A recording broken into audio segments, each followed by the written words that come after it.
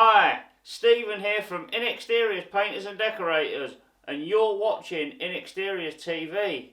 In this video we're going to be repairing some peeling paint. If you would like to purchase some of the similar tools that are used for this task, please feel free to check out the links in the description below. And also, if you're planning on doing any other decorating works, please feel free to visit my tool store. The links are also in the description below. So with that said, let's do this!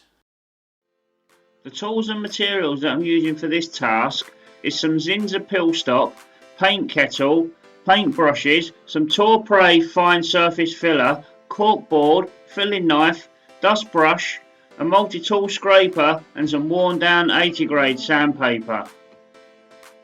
This is the peeling paint that we're going to be repairing. With a combination of my multi-tool scraper and my worn down 80 grade sandpaper, I'm looking at giving it a good scrape and a good sand. What I'm looking for is I'm looking at getting it back to a hard edge, or the best edge that you can possibly get, because sometimes it just wants to keep coming and coming and coming.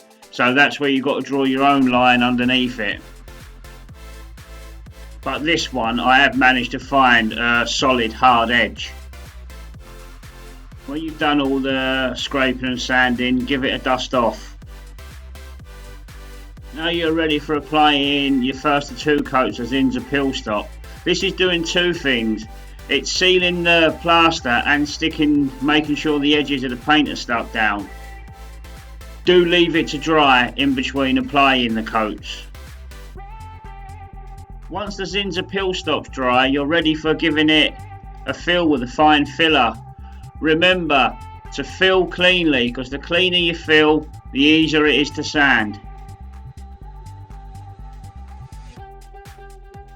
Once the filler's dry, give it a light sand down, but because you filled it cleanly, there'll be hardly anything to sand down. And then once you've sanded it, give it a dust off.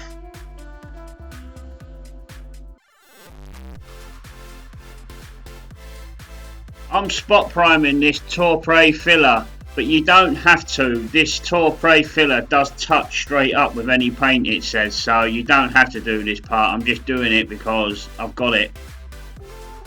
Once everything's dry, you're ready for giving it its two coats of paint, and this is the first of two coats.